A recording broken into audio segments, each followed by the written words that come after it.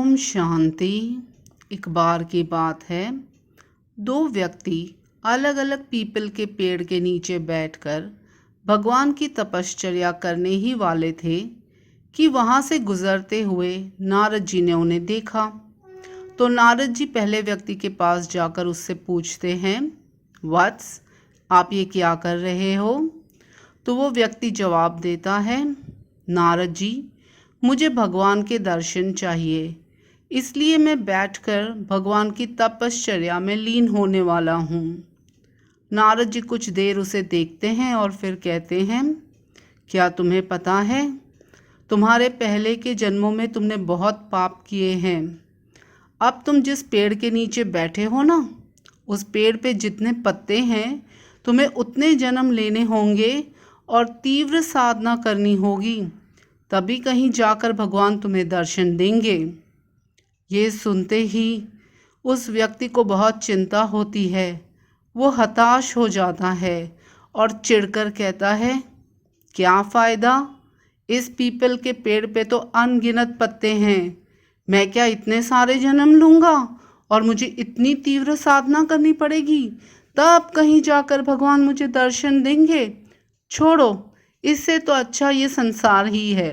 और वो उठता है और अपने घर की ओर चला जाता है।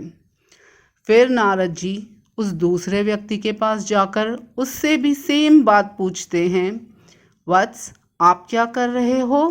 तो वो दूसरा व्यक्ति उनसे कहता है, मुझे भगवान से रूह रिहान करना है, मैं भगवान से मिलना चाहता हूँ, मैं आपसे यहाँ बैठकर भगवान की साधना में लीन हो जाऊँगा।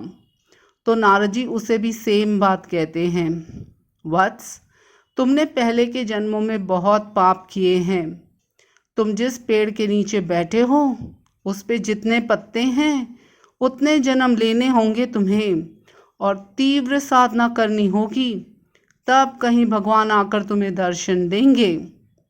वो व्यक्ति खुशी के मारे उठकर नारद जी के पैर छूता है और नाचने लगता है। वो कहता है, कितने कृपालु हैं मेरे भगवान, मुझ जैसे पापी के लिए भी उन्होंने इतना अच्छा उपाय ढूंढ लिया। इस पीपल के पेड़ पे तो अनगिनत पत्ते हैं, यानी मेरा सौभाग्य कि मुझे इतने सारे जन्म भगवान की साधना में बिताने को मिलेंगे और मेरे सारे पापों को माफ़ करके अंत में भगवान आकर मुझे दर्शन देंगे। वाह भगवान वाह। देखा, इसीलिए भगवान कहते हैं, जैसी दृष्टि वैसी सृष्टि। सेम बात दोनों व्यक्ति को कही गई थी, पर दोनों का रिएक्शन कितना अलग था, एक का पॉजिटिव और एक का नेगेटिव। जो तीव्र पुरुषार्थी होते हैं उन्हें हर परिस्थिति में सिर्फ अपना कल्याण ही दिखाई देता है। वो विघ्न विनाशक होते हैं, इसलिए वो विघ्न के ऊपर जीत पा लेते हैं। Thank you. ओम शांति।